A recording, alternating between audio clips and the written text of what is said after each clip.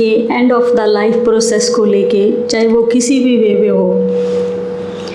ये तो एक लाइफ का ट्रू है कि हम सबको उस प्रोसेस में जाना है।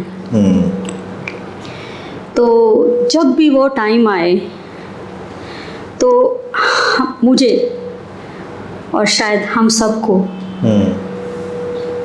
उसको कैसे लेना चाहिए और कैसे उसके गो थ्रू होना चाहिए, इस बात के लिए मार्गदर्शन करें। देखिए, मृत्यु को लेकर जो कंडीशनिंग है व्यक्ति के दिमाग में, वो बहुत रिलीजियस कंडीशनिंग है, इसलिए वो प्रॉब्लम में पड़ जाता है, क्योंकि उसको लेकर बहुत सारे रिलीजियस डॉगमास, कंसेप्ट्स उसके अंदर भर दिए गए। अन्यथा हकीकत ये है कि जब मृत्यु घट रही होती है तो हमारे पास करने के लिए कुछ होता ही नहीं है, वो बस घट रही होती है। जैसे जब साधारण सा उदाहरण है, नींद हमारे ऊपर उतर रही होती है तो उतर रही होती है, हमारे पास करने के लिए कुछ होता नहीं, हम क्या लें।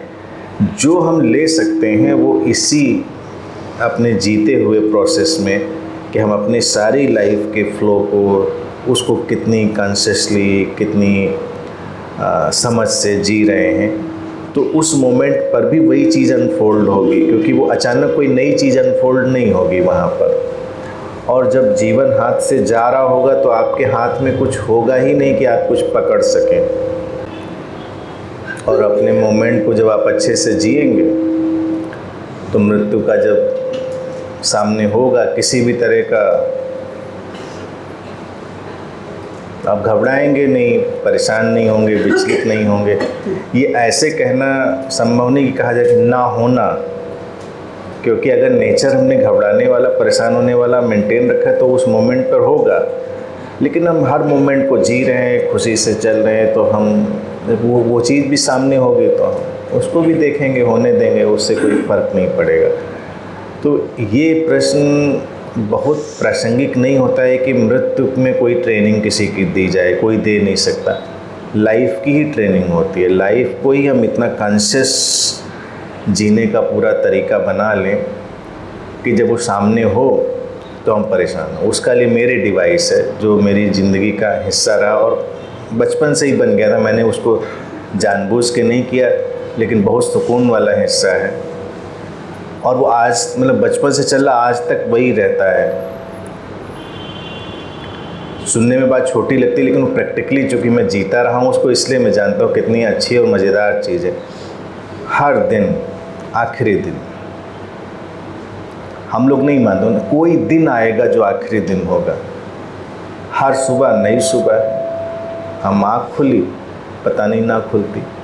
तो मैं आज मेरे रोम रोम में ऐसी ट्रेनिंग ही चली गई, बचपन से चली गई थी। पता नहीं, जब स्कूल में जाता था अपना बैग वैग सब होमवर्क वगैरह करके रखा तो फाइनल होता था, मुझे उससे वो आखिरी काम कर दिया हमने कि उसके बाद फिर कोई टेंशन नहीं।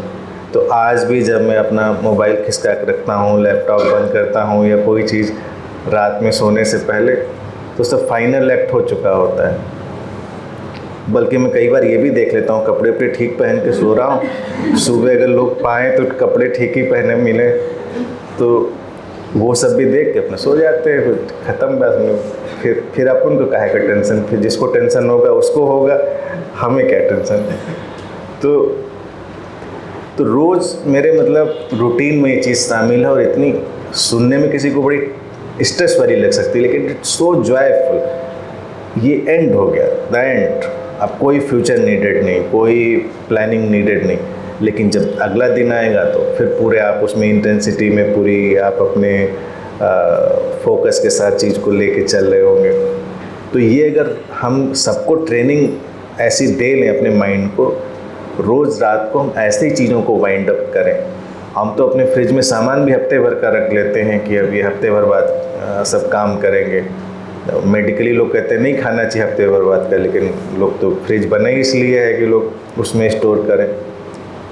तो सब एक बार निगाह डाल के देख लेना चाहिए कि आज का सब हो गया और कल का कल देखा जाएगा, ख़त्म। अपने परिवार वालों को भी एक बार ठीक से देख आइए रात में। कल को देखने के लिए कुछ बाकी मत रखिए, एक बार देख आइए उनको अच्छे से, बैठ लीजिए उनके पास, तो आखिरी अब सोने जा रहे हैं, हो सकता है ये आखिरी मोमेंट हो तो बस ख़त्म।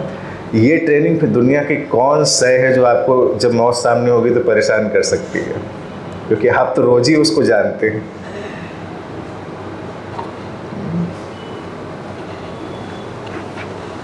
थैंक्स।